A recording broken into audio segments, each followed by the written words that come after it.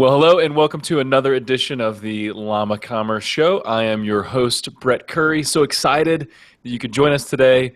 This is a topic that could potentially give people heartburn and high blood pressure, but we're here today to tell you that it does not have to be so. We are talking today about fraud and specifically chargebacks. What a dirty concept, dirty word to talk about in the e-commerce community, but it is a reality. We have to face it. We have to talk about it. And so, as always, our mission is to demystify e-commerce into actionable bites. And today, this is a topic that I think needs some demystifying. I was talking to Andrew, our lead SEO technician, about the topic of the show, and he said, you know what, I'm on forums with merchants and SEO experts. A lot of people are talking about chargebacks, and there doesn't seem to be any great information on there, like how do you fight chargebacks intelligently, how do you mitigate them, how do you deal with fraud and chargebacks specifically. So today we have an expert on this topic, and I don't know too many experts on this topic, so this is a good find.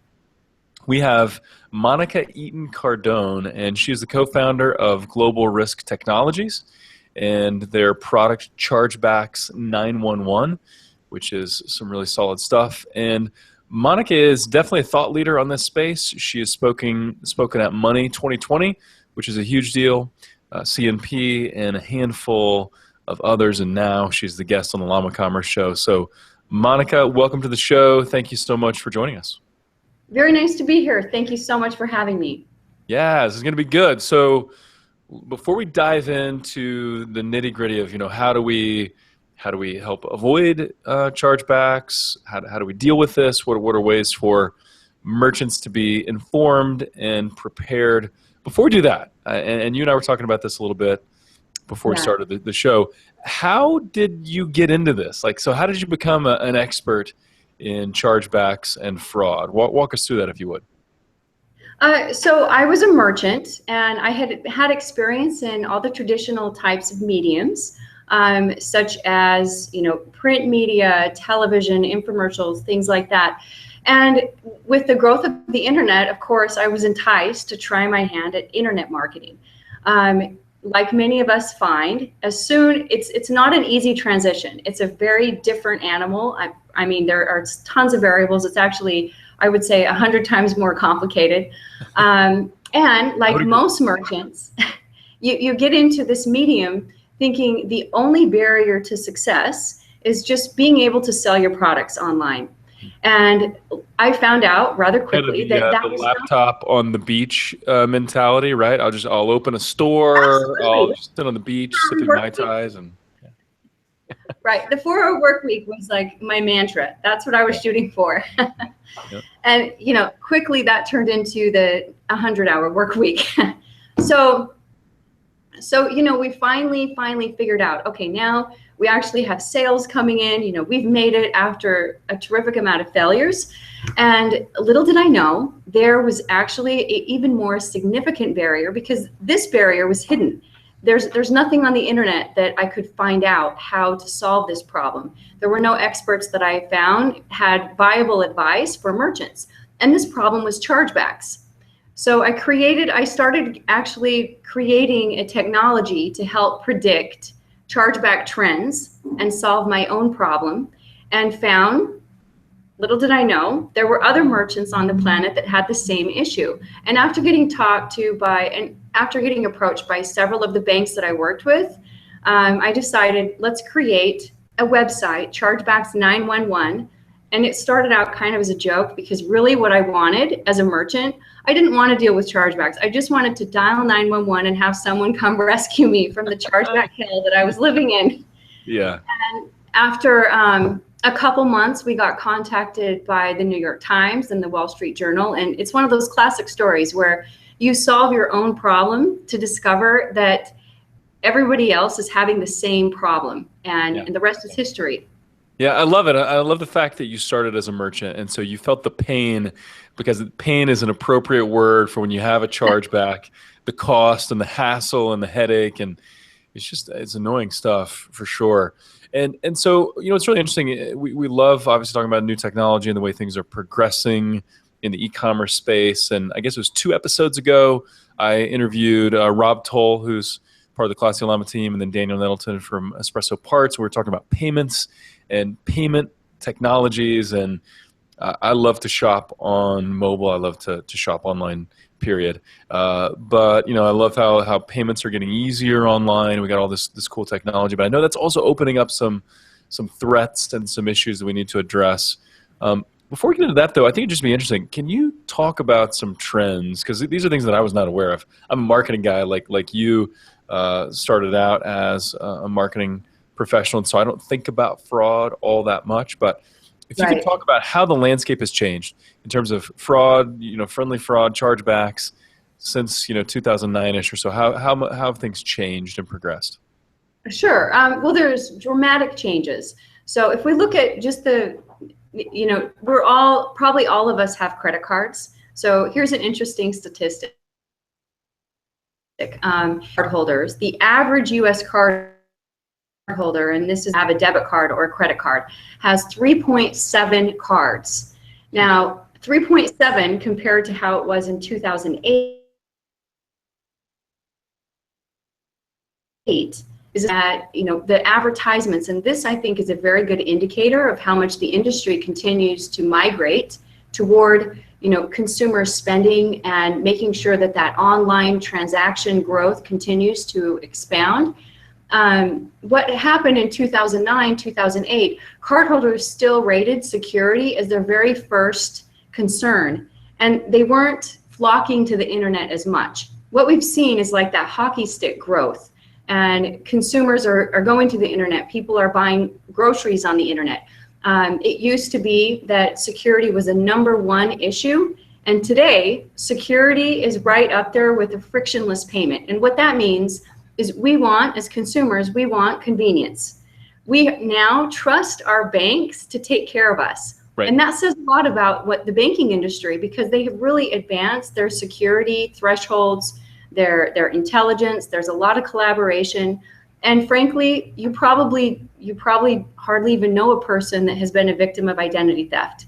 However, you probably know most of the people that have actually filed a chargeback, or they've experienced fraud that their bank caught before it actually damaged them.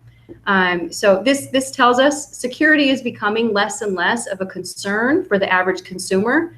Where our concerns are really centered is on how quickly can I check out, how much transparency can I have, can I buy this from my phone, what's the freedom that I have around this transaction. It's really becoming a buyer's mentality, and that demand is driving more technology, not less.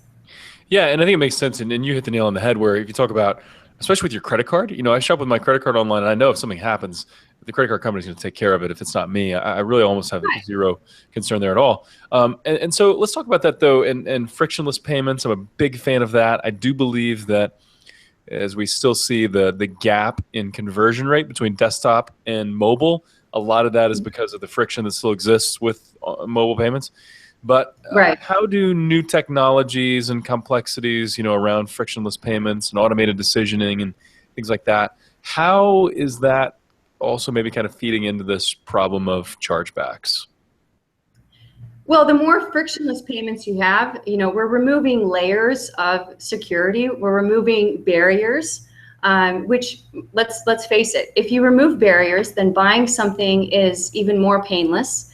A barrier that no consumer wants to deal with. There's not one of us that wants to have to scroll through tons of terms and conditions and accept, agree, and sign something on the dotted line.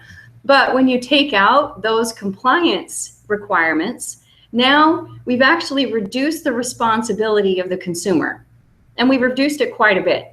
So, with the luxury of having that frictionless checkout model, unfortunately, the merchant ends up paying the price at the end of the day.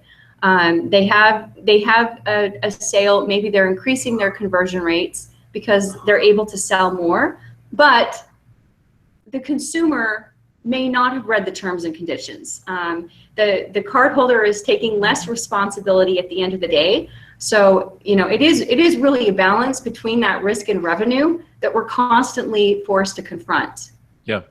One thing that I think would be interesting, and just would love to hear your perspective because you're in this industry, is what you do all the time. Why do you think, and I read a statistic in one of the pieces you put together, that the chargebacks are growing at a crazy rate, like 40% a year or something, and correct me if that's the wrong percentage, but why do you think that is, and why do people, why do they go through the method of chargeback? Is it because they don't really understand what that does to merchants? Is it laziness? Is it spite? What are your theories? Like, why are there so many chargebacks happening right now? That's a great question. And definitely the bane of many existence for merchants online.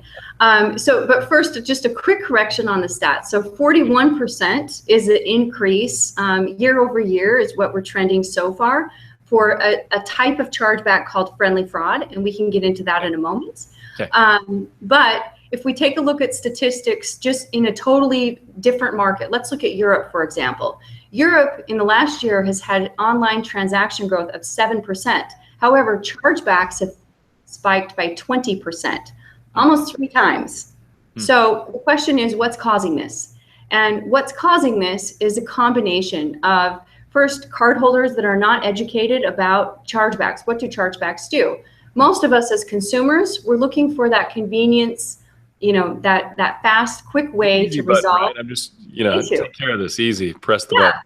Yeah, and our banks are actually listening to our demands. So the cool thing with our banks, Capital One, if you want to file a chargeback, little do you know, all you have to do is just click a dispute button right on your online bank account. In fact, you could do it from your phone. Now, the problem, I think, starts with just that ease and a cardholder or a consumer not realizing what happens behind the scenes. I would imagine the vast majority of customers who file chargebacks, they would never walk into a department store, grab a pair of shoes, and walk out without paying for it. Right. However, filing a chargeback, this is exactly what you're doing, and it's actually a form of shoplifting. It's cyber shoplifting. Yeah, but there's not that ingrained, we grew up shopping in a store as a kid and mom and dad tell us, oh, don't take that, or you do, right, and you get in trouble. There's nothing like that. It doesn't feel like that at all. It feels like I'm saying. It's almost like it's a faceless crime. You don't have that. You don't have any human concept when you file a chargeback on an online transaction. Mm-hmm. And specifically, this is what's causing chargebacks to grow. It's an increase in online activity and really the increase of online spending with banks addressing the convenience factor to try to make sure that customer service is as quality and high, and they have as fast resolutions as possible. This is also a metric that banks measure for their cardholder satisfaction. So if I ask you, hey, what is going to make you most satisfied, and you do a lot of spending online, you're going to say, well, I want a bank that can resolve any issues I have overnight. Yep. Well, that can create a problem as well. And once you learn a behavior and you realize how easy something was, you're probably going to do it again. And now you've developed a very negative habit that unfortunately hurts the entire industry. And it really hurts the merchant the worst. Yep. And essentially, I've talked to a few other merchants who have ended up talking to customers who've done the chargeback thing. And it's interesting, like some of them you talk about, it's a faceless crime. I think some consumers don't even think that way. They just think they're doing like a return or something. Exactly. Right. Yeah. So really interesting. I'd like to talk about this a little bit. You mentioned friendly fraud. So I think probably people have an idea of what that is. But talk about that just a little bit. And then I'd read some statistics you'd put together or referenced about actual fraud versus false declines. And so if you would talk about those concepts a little bit. Sure, absolutely. So friendly fraud, and I have to say, like initially this term came up probably about 5 years ago. Initially when I heard it, I thought, what a horrible name. It's clearly not friendly. Of course, they would have consumer fraud, which goes against the consumer. This does not sound very friendly, but it's toward the merchant. And anything to the merchant is friendly. Right. But you know what? It is actually quite appropriate because if you think of friendly fire, friendly fraud is an act when a chargeback is filed on illegitimately. So it's a valid transaction that the cardholder, for whatever reason, ends up filing a chargeback on. For example, let's say I went to Amazon, I bought a pair of shoes, I got those shoes back, but they were really ugly shoes. And then I forgot to return them. So when my credit card bill came, I thought, you know what, I'm just going to call my bank and tell them that I didn't really get those shoes, or the shoes were damaged, or better yet, it was unauthorized. I have no idea how that charge went through. Now I got a refund. I felt justified because they were really ugly shoes and I wanted to return them, and Amazon should never have sold those in the first place. But that's friendly fraud. Now, statistically, what happens is, as a consumer, I just learned a behavior. And even though I would never consider stealing those shoes from a store, and I'm not a thief, statistically, I am going to commit a friendly fraud chargeback again in 60 to 90 days. And 50% of consumers will do that. So this is one of the biggest attributes to why our chargeback numbers are continuing to increase, and chargebacks effectively are a problem for every merchant that sells something online. That's really, really interesting. So let's start talking about some specifics here. What are practical ways for merchants to reduce actual fraud and friendly fraud? What are some ways that a merchant can reduce that? So one of the biggest challenges that a merchant has is to humanize a transaction. If you can humanize it, then you're not going to fall victim for that faceless crime. Now, of course, there's friendly fraud that is committed intentionally, but the majority of friendly fraud probably is not intentional. So how do you do that? Well, in the internet, then many merchants subscribe to the belief, once the sale is transacted, that's it, my hands are clean, and now I ship the product, never going to talk to that customer again. That is not a good policy. The best policy is to make sure that you have multiple methods of communication, stay in communication with your customer, humanize yourself. Let them know, I'm a merchant, we have a relationship. This is a very good tactic to helping to get rid of friendly fraud, or discourage it at least. Another thing is making sure that you have multiple methods. So many merchants that start out selling a product online, they may have a brick and mortar store and they're open for customer service between 9 and 5, Monday through Friday. That is ineffective. So you have to realize, if you are open for business 24/7, 365, which by default you are if you have an online store, you're competing with that cardholder's bank. So if they can't call you at 2 a.m. on a Saturday morning, they're going to call their bank or they're going to go online. And we already know customers, just like ourselves, we want instant gratification, especially when we're upset about a transaction. So they will find the fastest road to that resolution. And if you're not there, then you'll lose the opportunity. That creates a friendly fraud chargeback.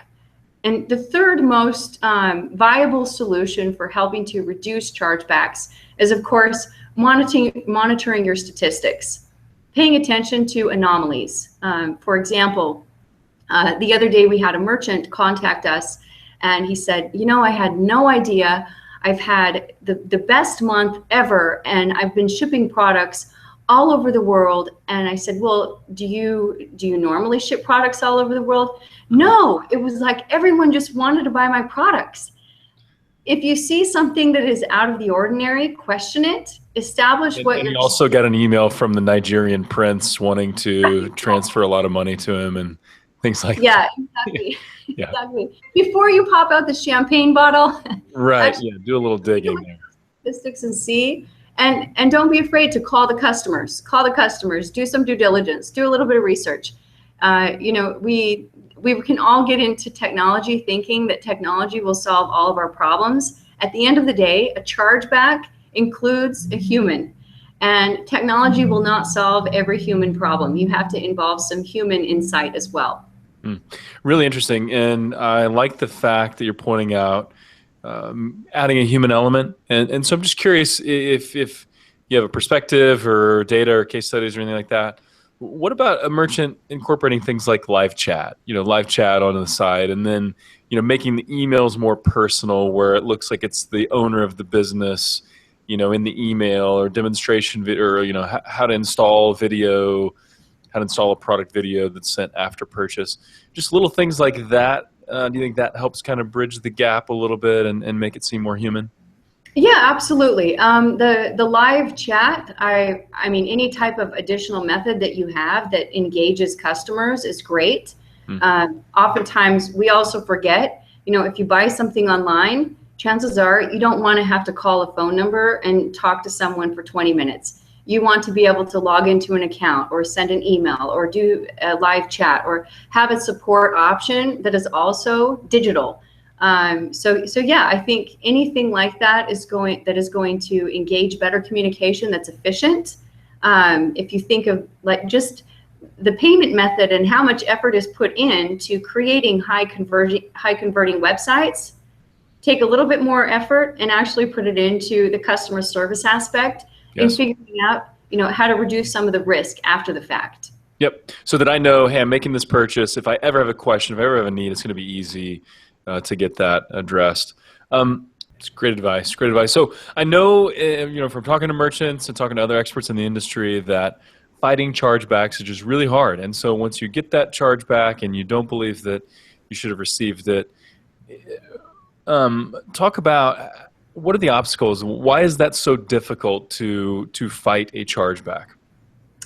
Well, there's a couple reasons. The first and the most obvious is if anybody has looked online for regulations and guidelines about how to fight chargebacks or read any of the card association's publications, then you realize you nearly need a legal degree and a dictionary to identify every sentence, and there's a lot of subjectivity, not to mention there are significant changes a couple times a year. So, and when you fight a chargeback, if you don't follow all of the rules and you don't know every guideline and you don't understand what applies to each reason code and the region and the sales method and your merchant account type, there's a whole slew of variables that you need to become an expert on. And if you don't get every single one correct, it may jeopardize your chances in winning anything. So you could spend a ton of effort and get nothing in return if you don't check one of those boxes. The second thing is that fighting a chargeback, it's also very difficult to, just like we would hire an attorney to represent us because A, they know the law, they're neutral, and they're going to do a better presentation because they're not going to approach this as an emotional problem. Many merchants, when you fight a chargeback, it becomes emotional. You feel like this consumer is stealing from you. And you forget that you need to apply sound logic, take into account all of the rules and regulations, and really build a case that has total legit evidence. And that is how you win a case. It's not, you can't win a chargeback case by sending an emotional letter. That's not going to do it. Yeah, such good advice. So when should you dispute a chargeback, right? If it's pretty time consuming and you may or may not get your money back, when should you dispute a chargeback and when should you let it go possibly? Well, one of the tricky things with chargebacks is identifying the source of the chargeback. So in order to dispute a chargeback, first you need to find out, do you have a right to dispute it? And we know at the end of the day, there's only 3 sources of chargebacks. Either it was legitimate because the credit card was stolen and your fraud filter should have picked it up, or you did something wrong and you didn't ship the product, you had horrible customer service, it's on you. Do not fight those chargebacks. You'll never win them. And then there's friendly fraud. These are illegitimately filed chargebacks and you should be fighting every single one. So the trick is really identifying which chargebacks you should fight. And of course, if it's not your fault, you should fight 100% of those. And by the way, you should be winning 100% of those. That's awesome. So how do you specifically, because I'm sure people are wanting to know this, so Chargebacks911, how do you guys help? How do you make this process easy and less painful for a merchant? So we have a couple different things. First and foremost, our technology is a patented technology. It's called intelligent source detection. And really what we do is we take in all of your chargeback data, and chargebacks are assigned different reason codes. So there's over 100 different reason codes. Now let's look at why that's important. So if you have a friendly fraud chargeback, you're not going to call your bank and say, hi, I'm really trying to get away with an illegitimate claim. You're going to come up with another reason, like Guess what? It was fraud. Well, now as a merchant, you receive a chargeback and it says, this is fraud. It has a reason code as fraud. Many merchants look at that reason code and they say, okay, it was fraud. Let me adjust my fraud filter. That's not the right action. So you need a technology that helps you identify true fraud from friendly fraud, true merchant error from not really merchant error, or true credit card fraud from it wasn't credit card fraud at all. It was a card holder. Once you identify that source, and that's what we do with intelligent source detection, we can feed back that data, and now the merchant knows which chargebacks are representable or which chargebacks they can fight, which chargebacks were the result of merchant error, more specifically, what errors caused those chargebacks so they can be more preventative in the future, and then which ones are credit card error or credit card fraud. In these cases, they can get feedback data that will help them improve their fraud filter intelligence so they have better results. The other thing that we do is we have a software solution that offers 3 different levels. We can help merchants with a self-serve. If they have in-house teams, we also offer a fully managed service so we can do it for the whole 9 yards. Nice. So if someone wanted to check out more about Chargebacks911, how can they find you online and in various social media outlets? Sure. You can visit our Facebook page, Twitter. You can also go to our website. That's chargebacks911.com. Awesome. And then if someone wanted to connect with you and can follow you on social media, and because I know you're putting out good information about this topic, where should they follow you? What are you updating the most? I probably have the most updates actually just on our blog. We do a lot of research. We write for a lot of industry publications, but we do a great job of making sure that we provide a lot of these resources on our blog, on our website, and you can actually ask me questions right there as well, and we'll make sure that we answer them and turn them around as soon as possible. That's fantastic. And maybe just kind of as a closing thought, because as we look at this topic, and we talked about this in the beginning, I think a lot of merchants have the mindset of, I'm just going to go out there and I'm going to get the next sale, and I'm just going to try to make my business better, and this is just a cost of doing business, chargebacks. But what kind of before and after have you seen, like in terms of someone before they've worked with you versus after they worked with you on number of chargebacks they're actually successfully getting back? Any data or insight around that? Sure. So it really, that can be a trick question because there's a lot of different depending variables. What product do they sell? How do they market it? What region are they selling in, etc. But I'll give you some case studies. So, and these are also published on our website. But one of the things that we do is we work on our representment strategy, or fighting chargebacks, is an effort that is really designed to organically reduce chargebacks. So it's prevention. It's 101, prevention. So typical prevention after a 90-day program with us should be between about 10% to 25% because of the feedback that we're able to provide the merchant, and also because of our relationships with different banks and in the industry. Then in terms of recovering revenue, then that's probably, the other day we did a case study with a group of merchants and it was above 70%. So, typically there's going to be some variables and variances depending on how the merchant is actually selling. One of our strategies is, of course, to help advise the merchant to make sure that they are following best practices for whatever sales method they're choosing. Not so much that it's going to reduce the revenue and conversion dramatically. We do take into account, based on the fact that we've been merchants, it is always a balance of risk and revenue. And the biggest risk as a merchant is not making any money. Yes. So you have to take that into account as well. It's easy to consider advice that sometimes banks will give. Hey, just refund more. If you refund more, you're going to prevent chargebacks. Well, as a merchant, predominantly over 80% of the people that file chargebacks, they never called you in the first place. Refunding more is really not going to do anything except for decrease revenue. Interesting. Fantastic stuff. I appreciate that, kind of a last little tidbit. So check it out online, chargebacks911.com. Check out the blog. Monica, thank you so much for joining us. You did an expert job, as we fully expected, of tackling a tricky topic. And so for that, I thank you. And for all of our listeners out there, please let us know what you thought about this episode, what you'd like to see more of, less of. And as always, stay classy. Thank you so much. Have a great day. Thank you.